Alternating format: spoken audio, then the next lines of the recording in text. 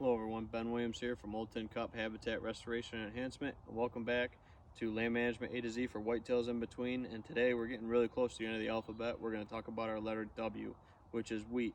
Now unfortunately, we're in a small little food plot here on this old log landing on this piece of property. And I'm in here a little bit too late, but this is still a good illustration for our letter W, which is wheat. Now we let the wheat go a little bit too long in this, which is what the goal was for this plot. As you can see down in front of me, we got a lot of the wheat heads that the deer have already come through here and foraged off. I can't even find a single wheat head left in this plot. Now this was a mixture of, there were some brassicas in here. We didn't put any clover into this blend, and we had some rye as well in this blend. And that's the stuff you can see that's still standing behind me is the rye. Now that's not going to be favored as a seed head. It will maybe get a few of them here and there, but not like this wheat that you're seeing is just completely getting demolished in front of me. Like I said, I looked all over this plot for a good wheat head and I can't find one. They're just pounding it that hard. So both of these are great cover crops.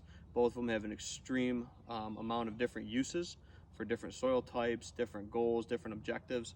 We usually let our wheat stand much like a farmer would to get to full maturity, because right now, as you can see, the deer are just in here pounding these, as well as the turkeys.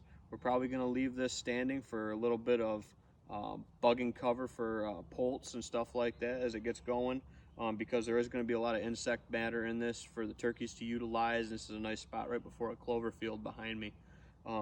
So this is a good cover crop example. Again, I wanted to talk about wheat, but this is actually going to peak in protein production right now, which is another reason why a lot of these bucks and does are hitting this right now, utilizing that seed head and that good use for it. Put a good cover crop out here too.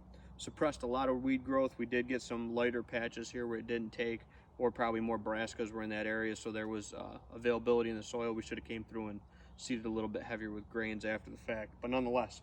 So rye is going to be a little bit more tolerant. Wheat won't do any wet feet. So there's pluses and minuses for each of them, guys. But winter wheat's definitely my favorite with the soil types we deal with. This is all locally sourced seed from here in the Northern Finger Lakes region.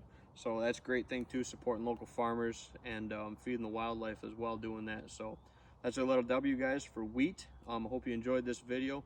If you liked it, give us a thumbs up. Feel free to drop your comments or questions down below. We'd love to hear what your experiences are with wheat or rye or other crops.